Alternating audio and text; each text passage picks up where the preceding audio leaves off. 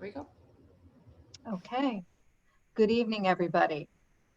This is an open meeting of the Nuwari Working Group, and it's being conducted remotely, consistent with Governor Baker's executive order of March 12, 2020, due to the current state of emergency, due to the outbreak for COVID-19. In order to mitigate the transmission of the virus, we have been advised and directed by the Commonwealth to suspend public gatherings, and as such, the governor's order suspends the requirement of the open meeting law to have all meetings in a publicly, physically accessible location.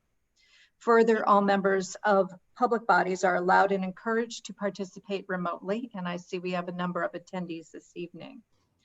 The order allows public bodies to meet entirely remotely so long as reasonable public access is afforded so that the public can follow along the deliberations of the meeting. Ensuring public access does not ensure public participation unless such participation is required by law. This meeting will not feature public comment. We will have future meetings that will feature public comment.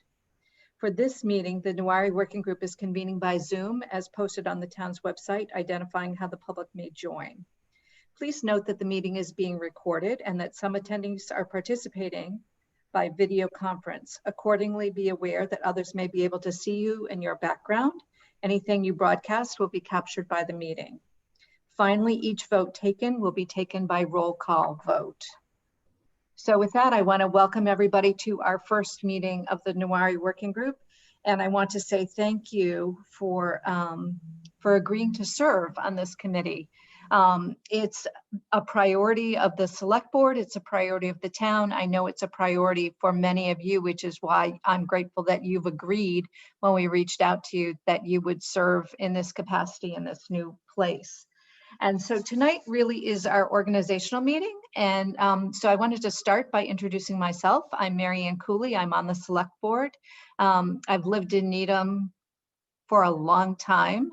I think it's, boy, I don't even know how many years it is, since 1986, a long time.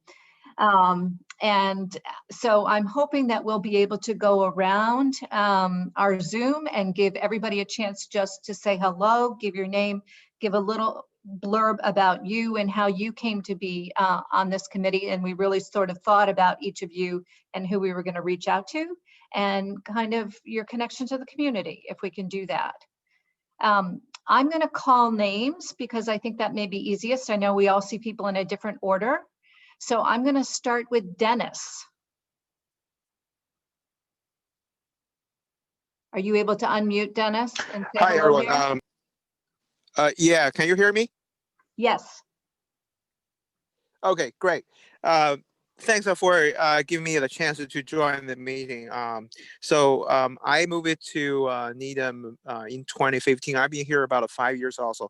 I'm here. I'm currently one of the co-chairs of Chinese Friends of Needham, which is a NPO representing the Chinese community families based in Needham. So in the past year, I'm being here very glad to have the opportunity to help to work on this topic. And I think we, based on our experience on how to work with the community, hope to contribute our efforts to this initiative. Thank you. Sure. Vivian, I'm going to call on you second. Hello, everybody. Good evening. Thank you for joining the meeting. I see some familiar faces. And when I saw Jay's name, all I could think was it's not Friday and I can't have a fried chicken sandwich. I have been a Needham resident for nearly 30 years. I've been engaged in the community in a variety of ways. I currently sit on the Needham Personnel Board. My background is in, I'm an attorney, don't hold it against me, but I do a lot to work with businesses and organizations, nonprofits included, to promote fairness and equity. I serve in a dispute resolution role as an ombudsperson at a higher ed institution, and I am pleased to see this organization and initiative moving forward. Thank you. Jay, I have you next in my Hollywood Squares. Excellent. Good evening, everyone. Welcome and thank you for this opportunity. I'm Jay Spencer. I own French Press Bakery and Cafe. I've been in Needham for approximately 9 years, initially coming by the purchase of Petit Robert Bistro, which I owned and operated for 6, and then obviously the last 5 years at French Press. Awesome, thank you. Sue Nickes. Hi there. I am so happy to be here. I am the representative for the school committee as part of this committee. I also participate on the school committee as the representative to the Real Coalition, which is sort of, I guess, the comparable entity for the schools in the work that we're doing to support and ensure equity in the Needham Public Schools.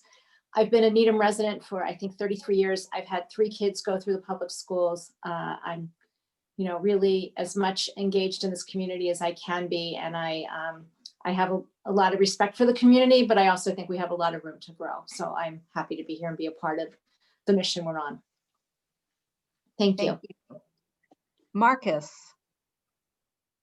Hi, everybody. My name is Marcus Nelson. I have been a part of the Needham community since 2014. I worked for the Charles River YMCA for about 6 years. This past January, I went over to Dorchester, and I'm now the operations director at the Dorchester YMCA. I live in Needham, though, which is awesome. And the reason I became very interested in this group is per the discussion of I believe it was the town hall that we had this past July. It was on a Wednesday.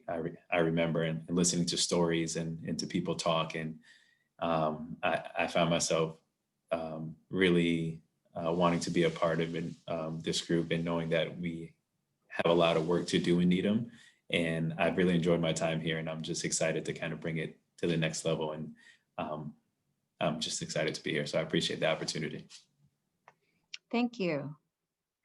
Toyin Fayemi. Hi, how you doing? I'm Toyin Fayemi. I've been a Needham resident since 2007. I have 2 children, one who went, sorry about the dog, one who went through the Needham school system, one who went partially through the school system. It's my first sort of foray into any sort of committee or town board. I'm a pediatrician in Hyde Park, and that's about it. Great. Well, we're going to hope that we're making this an auspicious start, and I'm glad you joined us. Natasha. So I'm Natasha Espada. I have been a Needham resident for 20 years. I have one child that went through the Needham public school system and is in college, another one who is a sophomore at Needham High. I'm also a member, for the past 8 years, I've been a member of the Permanent Public Building Committee here in Needham because I am an architect. My office, Studio NA Architects, is in Needham. We do a lot of public and institutional work. So I've been working with PPBC and with some of you on this group for many years. I'm also, this year, I'm the 2020 Boston Society of Architects president, working specifically on equity, diversity, and inclusion. I've been very involved with women and minority issues in architecture for a very, very long time. And we kicked off this year a series on race and architecture, which we're doing monthly series. So I felt like if I'm doing all of this work for my profession, I should also do all this work for my community. So. Thank you. Ramin. Hello, everyone. I'm so happy to be working with you, and I'm looking forward to it. I have been living in Needham, I think same as Marianne, since early 80s. We have had 2 children grow up in Needham and leave Needham. My wife and I are from different countries. Viviana is from Mexico. I'm from Iran. And I have been a founding member of the Needham Diversity Initiative and a board member of it. And also, I have been representing the Baha'i community in the Needham Clergy Association. I'm not a clergy, I'm a business person, but I'm a representative of my faith to that group. And I know some of you already, and I'm looking forward to getting to know the rest of you well too. Thank you. Awesome. Oluwatoni. Hi, everyone. My name is Oluwatoni, but I go by Olu. I've lived in Needham since I was 5, and I'm a recent graduate from the high school. I'm a freshman at USC, but I'm home due to circumstances. So I'm really happy to be here. Oh, also, I was involved with the founding of Courageous Conversations on Race at the high school, which is part of the reason I was asked to be a part of the committee. Great, thank you. Jen? Hi, everybody. I am really, really excited to be here with you as we start this exciting journey. I am Jen Howard Schroeder. I have been living in Needham about 20 years or so. I have 3 kids. One of them is in college and 2 of them are still up at the high school now. I am here as a representative to the Needham Human Rights Committee, and I also sit with Sue on the Real Coalition with the Schools. And I am really excited to be here with all of you. Thank you. Excellent. Matt? Thank you, and thank you all for your commitment. And I know we received this schedule today, and it is quite a commitment, and it's great to see all of you here, and looking forward to hearing how we can move forward as a town, as a community. So this is really exciting work that we're embarking on. My name is Matt Borelli. I'm vice chair of the select board. Grew up in town, went to Needham High School.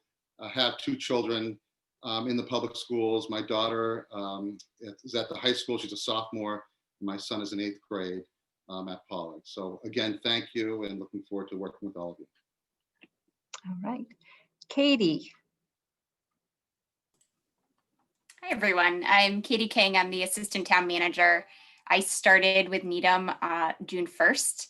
And since I started, the 2 top priorities from the select board and from Kate for me has really been COVID related and race equity related. So I'm really excited to have been here kind of at the start of the conversation with the listening session, and look forward to working with all of you. Terrific. And Kate? Hi all, I know you've got a lot of emails from me. So I'm Kate Fitzpatrick. I'm the town manager of Needham, and I've been working for the town for 30 years. So I don't live here. I live fairly close by, but I'm here a lot. And so like Katie said, she and I are staff to the committee. You'll hear from both of us interchangeably. But essentially COVID, race equity, and the financial crisis are top of mind for us. And that's what we're working on. And we're really happy that you were willing to join this initiative. We really appreciate it. So I am really excited for us to start to begin our work. I was thinking, as Ramin said, he had 2 children who grew up here and left, and I didn't talk about my children, but yes, I have the same 2 children who grew up here, graduated from Needham High and left, headed off to college and headed out. They do like coming back to visit, and I like seeing them when they come. So hopefully when your children get to that stage, they'll come visit you still here too. But let's start on our agenda for this evening. I want to talk a little bit about how we got here and where we're headed. And one of the things that I want to start with is we do have a goal of getting to a report by town meeting. Town meeting next spring, I'm going to say in May, although I think none of us know exactly what the timing will be, given that it's a pandemic. That timing could change like it did last year as well, as we'll try to figure out what the circumstances are for holding it. But that's roughly the timeline that we've got. So we're all thinking from the schedule that Kate sent with some potential dates that we'll talk about, that we're probably looking at something where we'd love to think about almost a twice-a-month meeting. And I think we also want to think about sort of regularly interspersing some public feedback sessions to the work that we're doing, so we can hear from people in town who are following along this work. I see we have, as many people following us today. Other people will watch it on the recording, okay, as we have sort of here in the room. So I know that this is an area of tremendous interest and engagement from people on the town right now. And I appreciate that engagement. And I hope it means that the time is rich and fruitful for us to make progress on an issue which has been a challenge for us in Needham, for the United States, for a long time. And we all have the opportunity to learn some things as we're going along here. So there is a timeline. We are working toward a goal of getting to the spring. I know that all of you have the committee charge, but I just want to go over that again and sort of lay out broadly we put some parameters in place, and I think how those parameters actually get shaped is really going to be up to this committee as we start to talk about specific work that we want to accomplish. So we talk about articulating a vision for racial equity in Needham and guiding principles that can inform our future actions. That's sort of the number one priority, to create a framework that hopefully our other work will come out of. To establish some protocols and practices for getting community feedback with a specific focus on engaging Black, Indigenous, and people of color and others who have been marginalized due to their race or ethnicity. Strategies could be identified to keep our racial equity work informed by that input, but owned by town leadership and the broader community. I think this is something that's really important. I think we were really excited about the lived experiences project getting started, but we'll have to talk about whether that might be enough or whether there's some other things that the town might want to consider. You know, I'll think even going as far as an ombuds type of role for the town around issues like this. So I think that that'll be something that we'll put out and consider at some point in the future. We'll certainly want to look at setting up communication structures to sustain the accountability of the work that we're doing, prioritizing the recommendations that get made, have been made and submitted to the select board, and really sort of integrating that with how we start to think about the work that we'll lay out, and then making recommendations to the select board for future action. I know that as we talked this spring at town meeting with the citizens petition that came forward, our finance committee was very interested in being sure that they were brought into the loop on any recommendations that came forward. The answer is routinely, as recommendations come from the select board to other groups, we will reach out and work with other groups in town government as needed to bring them, you know, along with us. So this will be a process that we'll be continually iterating on. Because the goal is you can't just automatically pop out with a solution at the end. I think we all know that doesn't work. This is going to be education for everybody as we continue to make some progress. So the goals that we outlined there don't sound like they said, you know, we're going to go look at housing and we're going to do XYZ for housing. The schools are going to do these certain things. In fact, what we'll be doing is really sort of looking at each of those areas, determining who needs to come in and work with us on the committee, partnering, for example, to understand the work that the Real Coalition is doing. I think in many cases, people who are here may know about all that work, or they may not know about all the work that is in fact already going on in the town. So we'll be thinking about how do we help to improve that work and help more people to understand it. But there's lots, in fact, that is going on already that we can make progress on. Do you have some specific thoughts about something that you want to be sure we engage with?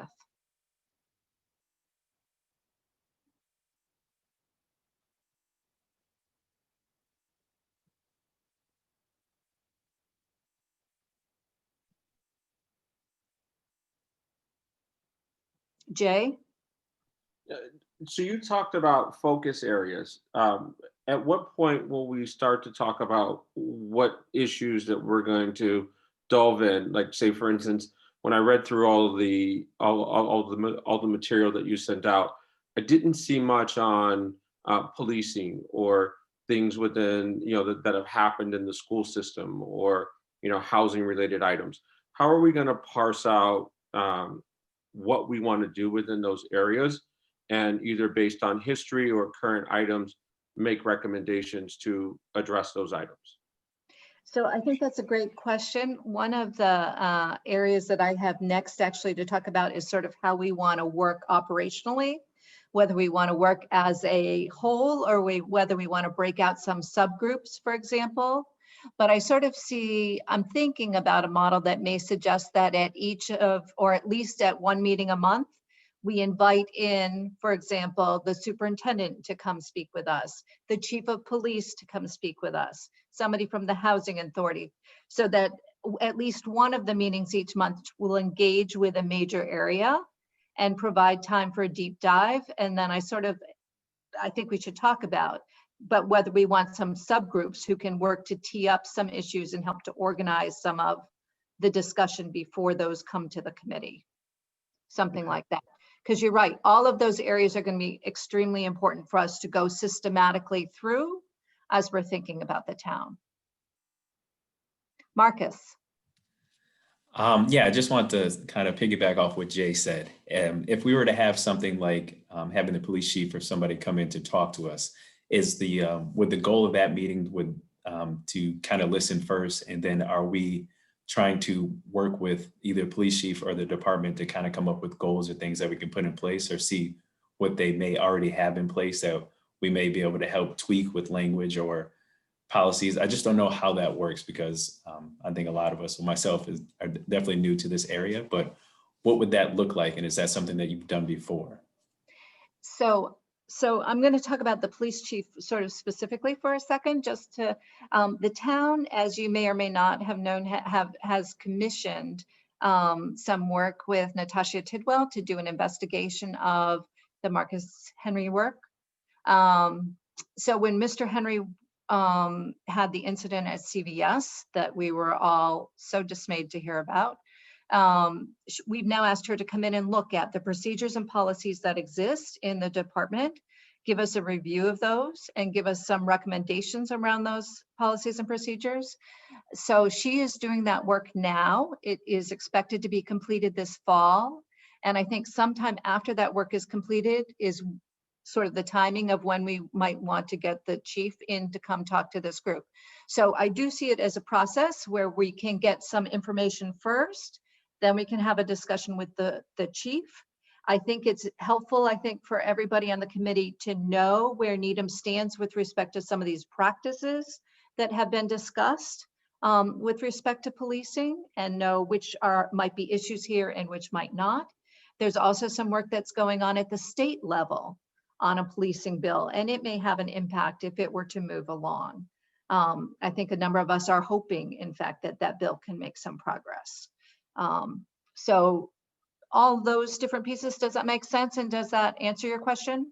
Yes, that answers it for sure. That's good to get some clarity on that, just because, you know, that's perfect. So I like, that sounds like a pretty good direction that we're heading. I'm looking forward to kind of hearing back from the work that she does. Okay, great. And similarly, I could talk, and maybe Sue could talk even more. The Real Coalition has a set of work that has already been put out. And I know that the Lived Experiences Project has, in fact, come forward or surfaced a number of stories that are concerning, that come from the schools and part of their Lived Experiences Project. But I know that the Real Coalition is focused on this. Sue, if you want to just comment for a moment. So I just wanted to indicate that, you know, the Real Coalition has like a steering committee, so to speak, but also has subgroups under it focused on areas like curriculum, policy, recruitment, retention, hiring practices. There's like 5 or 6 areas. And I think that what's interesting is how do we work together in a way where we're collaborating, but also allowing certain groups like the schools that have a system and a structure in place to address things. So maybe providing input and conversation, but allowing the schools to take the lead on what is within their context or their realm. So I'm just thinking about that.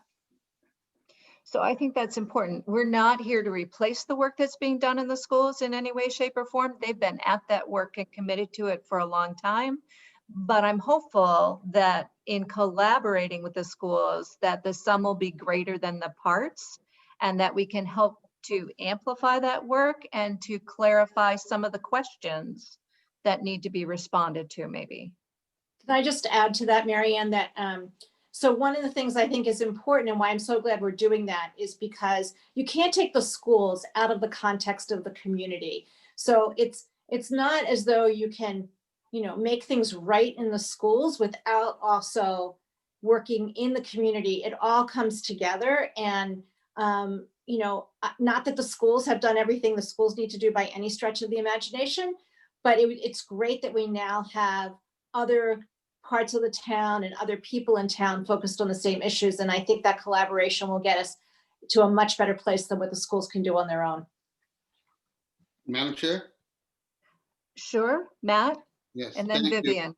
Sure, and just in my perspective, looking at the charge, we're talking about really A, which is articulating a recommended vision for racial equity in Needham. So to me, the thing that stands out there is vision, and pulling this group together. The idea is, what does that look like to this group? And in order to help answer that question, what are the points that we want to look into? Is it housing, coming up with a list of the different issues that we think are important, and then doing that, once we get the skeleton, so to speak, going out and getting information on those points. So I really think as we move ahead, this group is going to come up with that framework to get what the vision is. And then to the points that I've heard, that's when we really go out and say, okay, now that we know what those issues are, we don't have the answers yet, but how do we get some of the answers, and how do we create the vision that we're trying to get? So that's how I look at, the main focus of A, to try to get that vision and the homework to see how we can get to that place. I think that's important. Vivian? My observation is that there is an awful lot of work going on in our community, and has been for a very long time, with respect to issues regarding diversity and inclusion, whether it's based on race, ethnicity, economic status, disability, religious interests, and the like. And I think that what would be beneficial for us to remember is that we're not trying to reinvent the wheel. We're not trying to either do that or direct the work of any of our other community or civic organizations that have been very involved and engaged in all of that. I don't see us creating a roadmap, for example, for the housing authority, or creating a roadmap for what the school department should be doing in terms of educating our youth. I do believe that what we want to be doing in our initiative is trying to be sure that we're providing a centralized resource for information regarding the efforts that have been going on, trying to identify the common lines of work, if you will, and conveying what we believe to be our mission and value statement with respect to what it means to not have racism in our community. Yeah. So to that point, Marianne, I'm wondering if what we can do is, while I do want to hear from individuals who are involved in those organizations, including the police chief, once the investigation and report is completed, and the police and town hall and Kate have had time to review everything and synthesize and digest what their action plan might be. I'm wondering if in the meantime, we could have reports from the different organizations in our community who are engaged in this work, whether it's the school, whether it is the clergy groups, the Living Experiences Project, to have a report from them on what they're doing, where their efforts are, what initiatives they've established, so that we're not working at cross purposes. So I do hope that we will be able to, I think that's a great idea, but build in more of those. And I believe that everybody here has been invited to the select board meeting next week, at the point where the Lived Experiences Project is going to report out on some of their initial findings and the initial stories that they have to share. Because there is and continues to be a lot of work. All of you, people who are involved with Needham Human Rights Committee, the Needham Diversity Initiative, all those pieces of work have been in place for a number of years. And to the extent that we can amplify that work so that it can be more successful and more broadly understood and more helpful to people, I think that is part of the role of this group. So hopefully people have that invitation for next week and might have the opportunity to hear that. I know that we also ensured that everyone who's in this group was invited to the Over Zero workshops that will be coming in November, along with a number of other community members, as we're thinking about helping everybody to sort of think collectively about how we move this topic forward. Okay, Natasha. So I agree. It would be great to find out what all of the initiatives are happening because we really don't want to duplicate work. This is a huge task and there's a lot of great work that has been going on. Perhaps there's a way of creating some type of a Dropbox or some location where we can put all of this information so that we, instead of being in emails, we can have just access to, you know, just kind of a shared drive for that.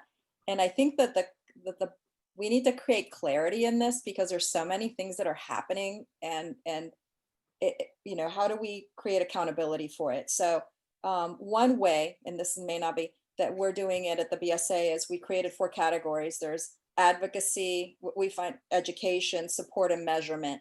And within those categories, who are the pieces that you're trying to advocate for, educate, support, and measure, right? So there's the citizens, there are the schools, there's the town hall and all of the different departments, there's the police, there's housing, there are all these different categories that can become the subgroups for people to look at, or they can just base it on the 4 groupings. But kind of there's a lot going on. And I guess one question that I have is, who is, you know, are there resources in the town that are dedicated to, you know, to some of this work now, or is that, you know, because I think we will need education and we are, you know, we are not the people to, we don't have the expertise. We're working right now with YW Boston on a training. I've been training for 5 weeks now. I mean, there's people that specialize in this. And one of the pieces that was really important was having resources for this work. And the other one is the accountability. So who is the point person to all of this work to make sure that after we do all of this work, we're held accountable for now, for, you know, 2025, 2030, and 2050, because this is a sprint, but it's also a marathon. And so I feel like accountability is a big piece of it. I think that's fair. I don't have all the answers. Fundamentally, within the town, the select board feels a great deal of that accountability. It's certainly on our goals, and more specifics to those goals will be defined by Nuwari as those priorities get set going forward. Kate may correct me, but I'm going to say we don't actually have dedicated resources within the town for this now. I'm grateful to Kate and Katie for the support that they are providing. And you're right, they are also doing a million other things for the town, but this has been a major priority for the year. And I think one of the outcomes of the work that we do will definitely be more specific requests for resources as we think about heading into next year with what gets needed. Is that fair, Kate? Okay. Vivian? I also wanted to add that, you know, the Needham Business Association, Needham Newton Chamber of Commerce has been very engaged with our businesses, including our restaurants, Jay, and I know you've been engaged with others on different initiatives to promote business within our community. But I think all of the businesses within Needham are also another group that we would want to engage, because I know that there are efforts there, and you know, they help run our community and they rely on our community to support them. So I think that's true. I don't think that there's any aspect of the Needham community that we're specifically thinking about excluding.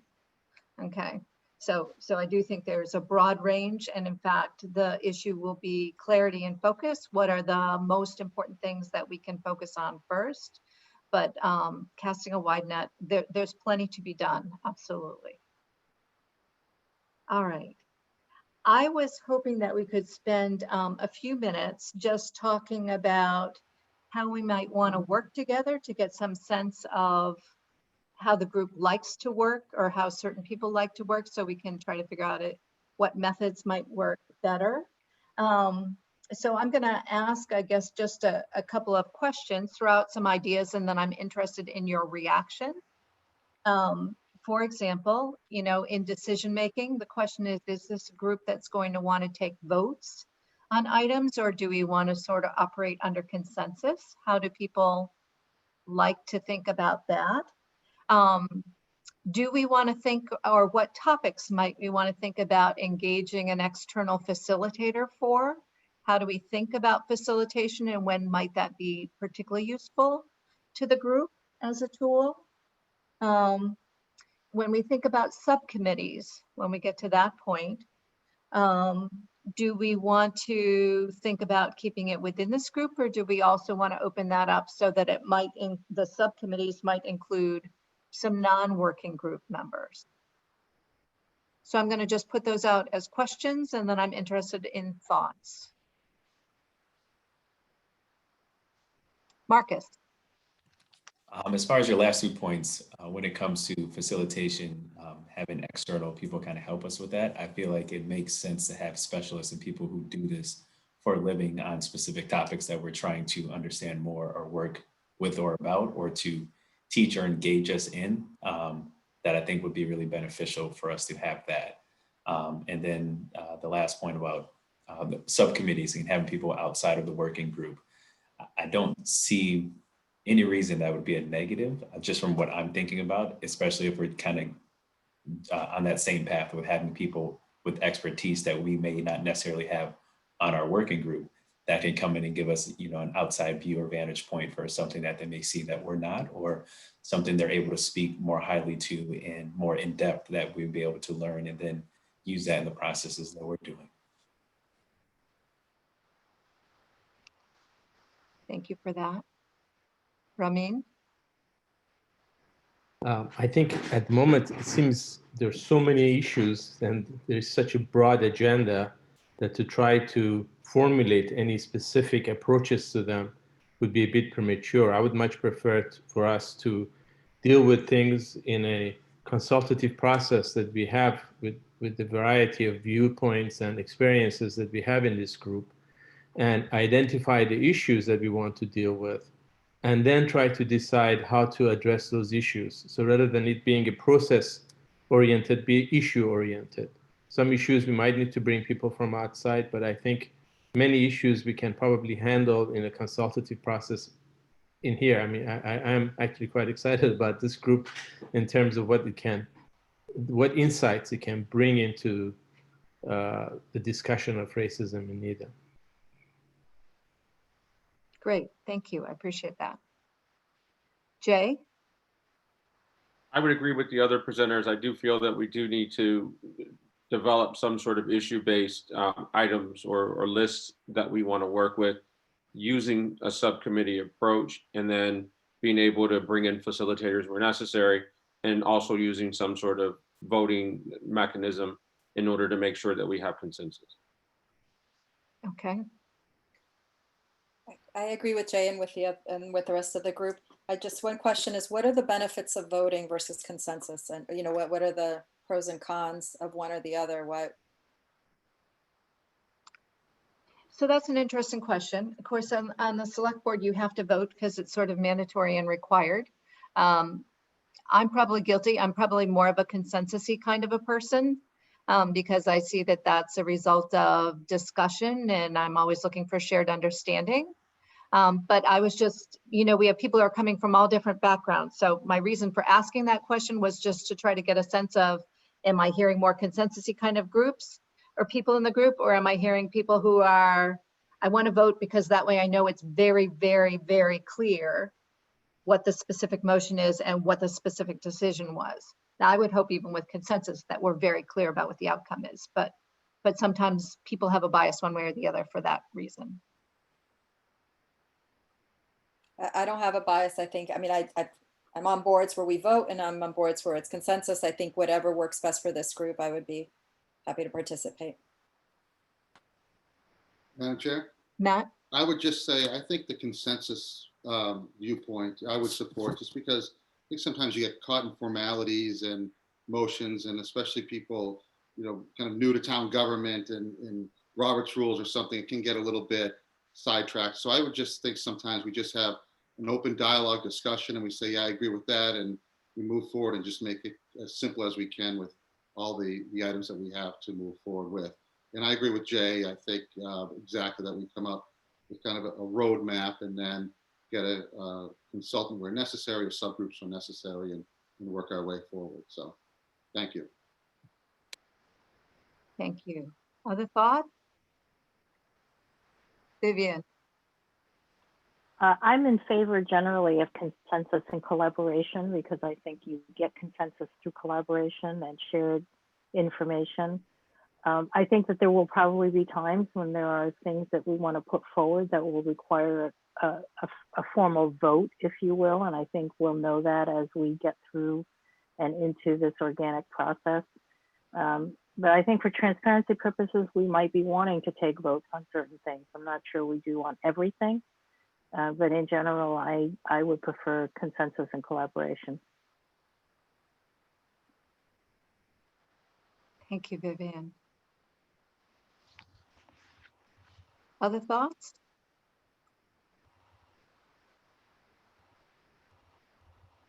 Okay, then I think I also want to talk about public participation. So I think our goal will be to have, as I say, some at least focused agendas where we might be able to organize or create opportunities for public participation or public comment around specific areas.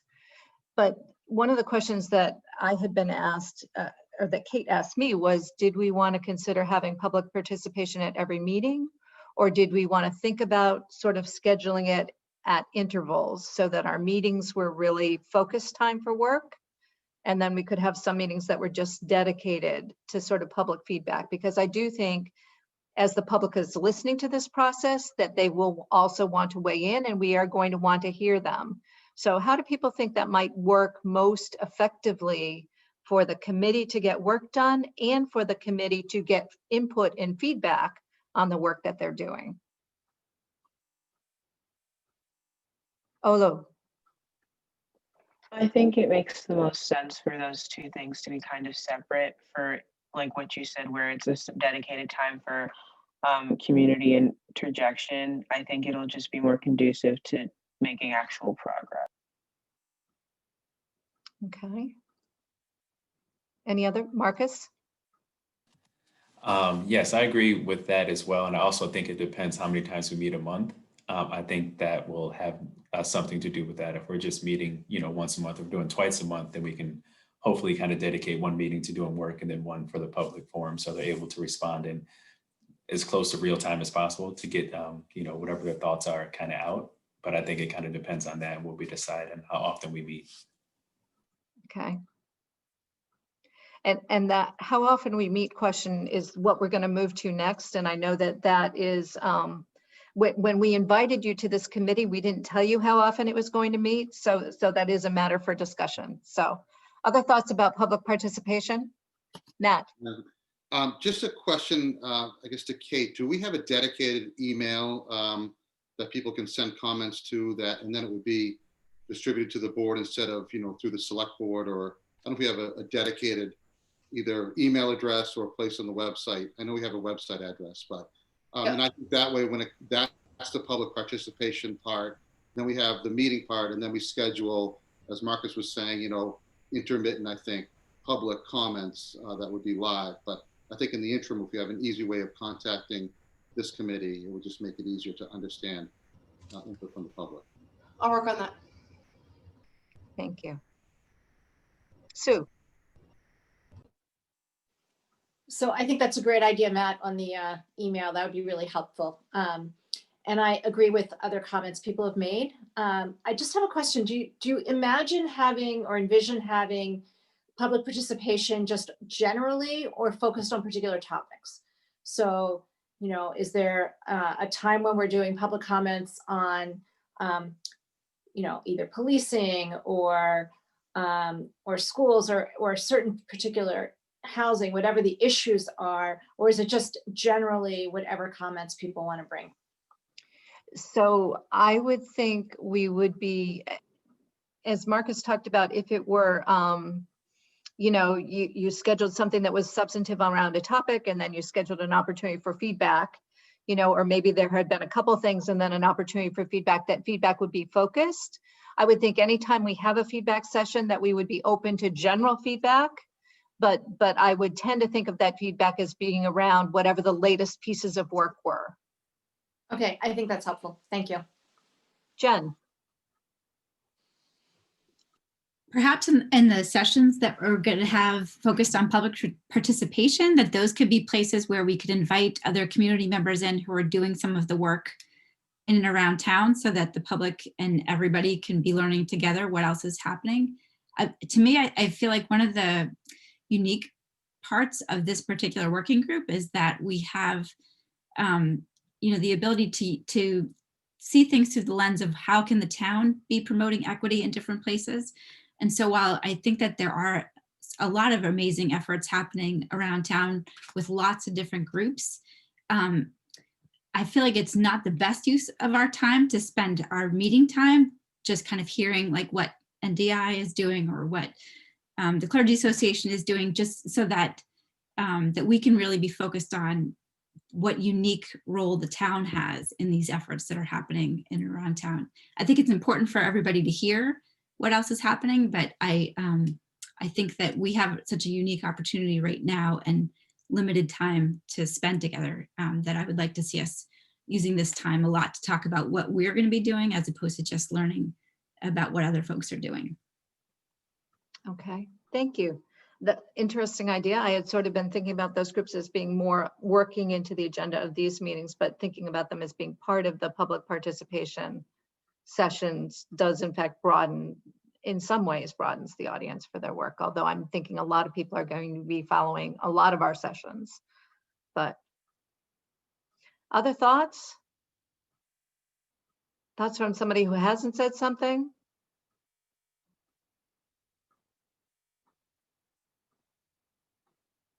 Okay, let's talk about what we think we can commit to for working agendas. Kate sent out a couple of possibilities. We worked to find kind of a morning, and we worked to find an afternoon that we thought might be sustainable. I don't know at all what individual people's calendars are like, and whether, you know, mornings don't work or evenings don't work, or, you know, whatever it might be. So I think we're looking for some feedback. Our initial proposal, as you see from the draft dates that Kate sent, would be to meet twice a month as a group. And so that's a question as well. Is that something that you think you would be able to sustain for the most part and be committed to? So thoughts, is there anybody for whom we sent something and there's just absolutely no way, you can't ever do it on that particular day or whatever it might be? Olu. I have classes, so I can't do mornings. I also work from 5 to 9 in the morning, so anytime during that period doesn't really work either. Okay, so mornings are a problem there. How are we on evenings? We got everybody here. Dennis? Yeah, evening works better for me, definitely. So morning is a little bit busy for kind of everything, like family duties, etc. So it would be better if we can do this at the evening time. Sue? So I'm just going to quickly say I can do whatever you all decide. Tuesday evenings are a little tricky for me, but beyond that, I can certainly do my best to make mornings or evenings, and twice a month is, I think, a good idea, because I think we have a lot of work ahead of us. And with that, if you'll forgive me, I'm going to head out and head to my school committee meeting. So thank you all. I really appreciate being part of this. Take care, everybody. Thanks, Sue. And the evening we had proposed was a Monday evening, because Tuesdays can also be tricky for select board members. And so Mondays, I think, Natasha, right? I worked around the PBBC. I don't have any conflicts right now. If it's from 5, I mean, how long is the meeting? I guess the question is.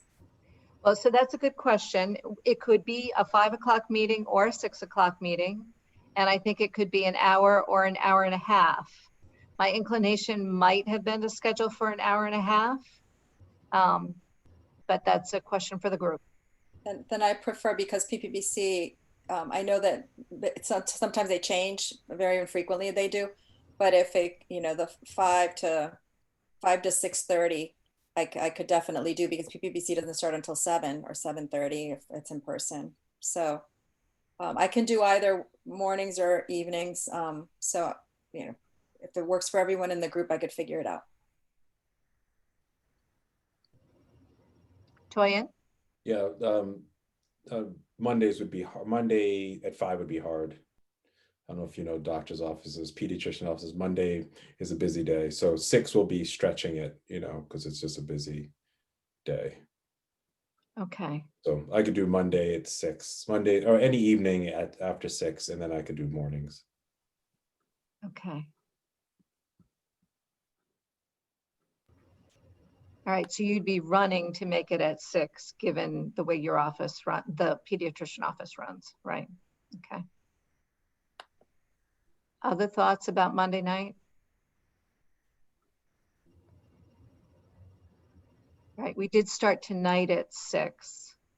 So I appreciate everybody's figuring out that one for this evening.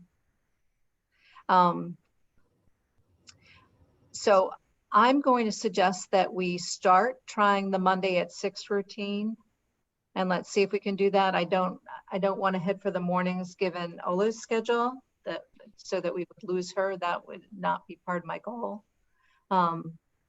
And so then let's see if we can get those dates on the calendar, and then we'll start to build agendas. So we are coming up close to 7 o'clock. We were thinking of an hour for tonight. So I do sort of want to wrap up and then say we will work hard to get a specific agenda to start us moving on figuring out this vision and how we're going to get there. I know that this subject can be a tricky one, so I'm going to thank everybody in advance for generosity with each other as we all work to find the right words. That will be an important thing. And I'm also going to ask, I think if you did not have a chance to read everything that Kate sent out before, that we have read all that for the next meeting. She had sent, and I didn't print it all, so I'm probably not even going to remember it all right now, but she had sent our charge, she had sent the citizens petition, and I'm blanking on what else is there, because those are the 2 things that I knew had to be there. The list of things that were brought up at the listening session. So the listening session priorities, which is definitely one of the things that we'll want to take a look at, what people have already suggested to us as being important areas for us to go look at and work on. Matt, did you have a hand up? Or No, I'm good. no? I was going to say that. Okay. Marianne, could I just add one thing? There is a Nuari page and it linked to the front page of our website. After the annual town meeting, there were a lot of questions submitted about particularly having to do with race equity and policing. And there's a link to a lot, and I'll send it out so you see it, but I know that is a topic that has a lot of interest. And so you might find some of those answers another way to get up to speed on at least what was in place in the department over the summer.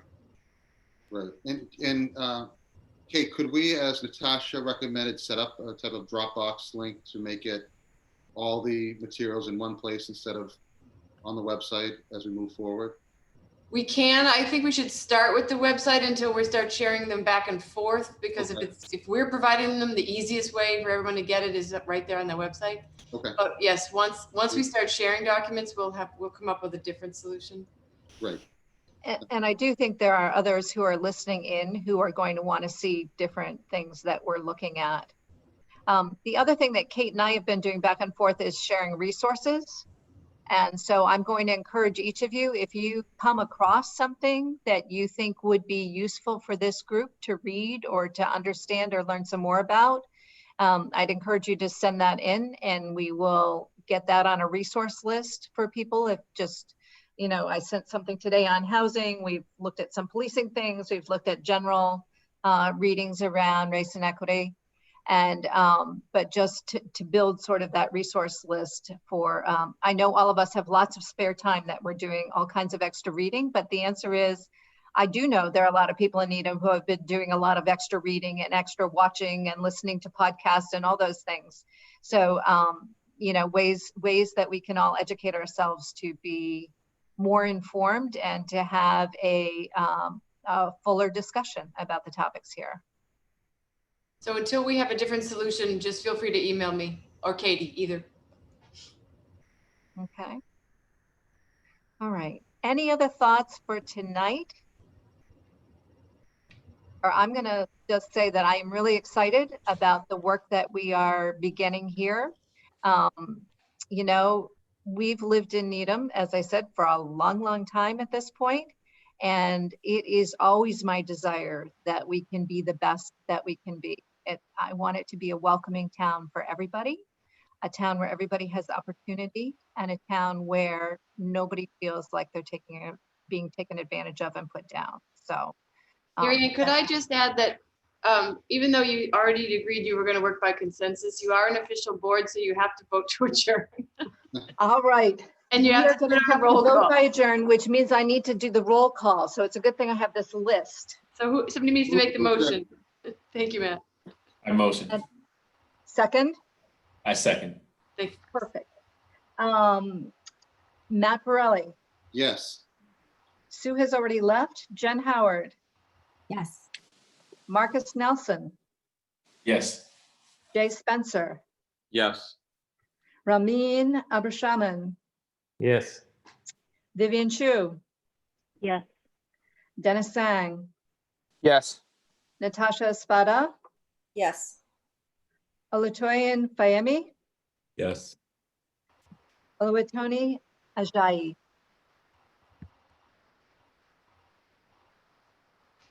She said yes.